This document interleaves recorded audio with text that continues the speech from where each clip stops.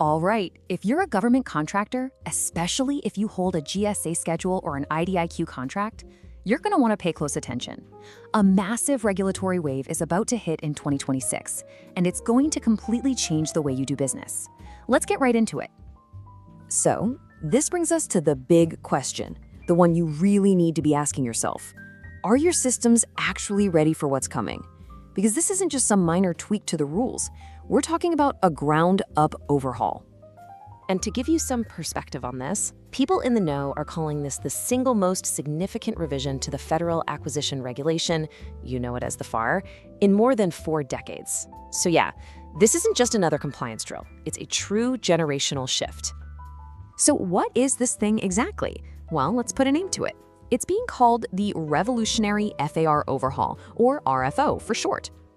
The whole idea behind the RFO is to streamline, well, everything.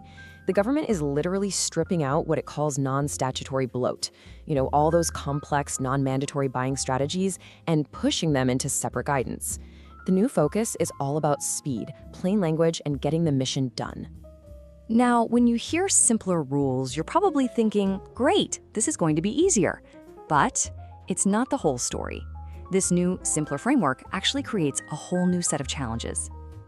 Here's the before and after in a nutshell. We're moving away from that dense, super complicated framework we all know and tolerate to one written in plain language. It's supposed to focus only on what's required by law.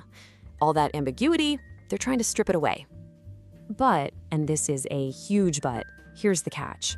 When you have less rigid rules, you give individual contracting officers, the COs, way more discretion. They get more power to make subjective calls. For instance, a CO could now look at a bid with a slightly higher price and say, you know what, I think their technical approach is more innovative, and pick them. The old rules might have forced their hand toward the lowest price. Not anymore. So what's that mean for you?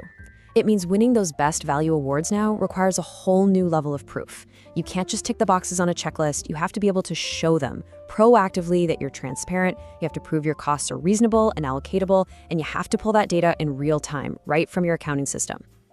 And as if that wasn't a big enough change to deal with, there's a second massive challenge happening at the exact same time, the mandatory rollout of Transactional Data Reporting, or TDR. And believe me, this isn't a small adjustment. TDR is a seismic shift in how you report your sales data to the government. We're going from a once-in-a-while disclosure to a constant fire hose of information. Just look at the timeline. Before, you dealt with commercial sales practices, your CSP disclosures. But starting in fiscal year 2026, it's game over for that model. All GSA multiple award schedule holders will have to submit TDR reports every single month. It is no longer optional. And the amount of data we're talking about here is, well, it's staggering. You're now on the hook to report on 16 specific data elements for every single line item, every single month.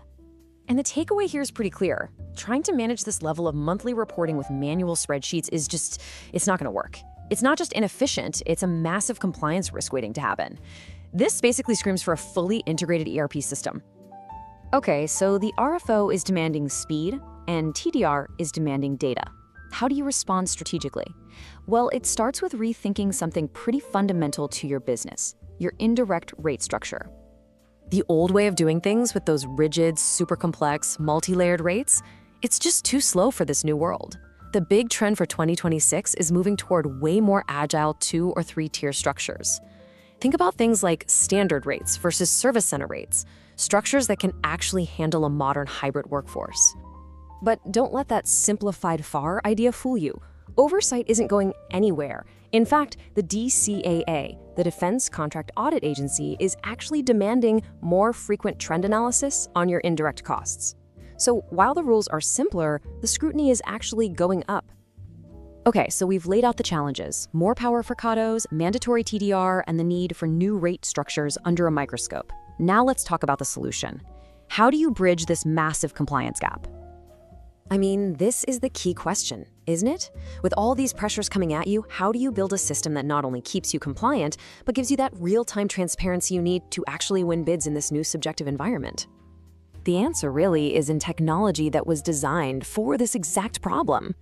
You need something that can act as a bridge, connecting all these complex government requirements directly to the power of the ERP system you're already using. So what does that bridge actually do? Well, it means automating your cost allocations so your agile rates just work. It means automatically pulling those 16 TDR data points without you having to lift a finger. And it means being able to generate real-time reports for COZs and on-demand statements for auditors at the click of a button. When you put it all together, something really interesting happens. This thing that looks like a huge compliance nightmare, it actually flips. It becomes a competitive advantage.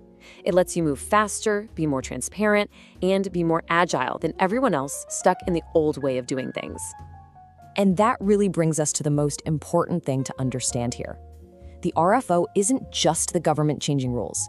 It's a signal. It's a massive flare being shot up, telling the entire industry that the era of manual processes is officially over. This is a call for digital transformation. So I'll leave you with this one last thought. When 2026 rolls around, will your company's systems just be keeping you compliant, or will they be making you truly competitive? The time to figure that out is right now.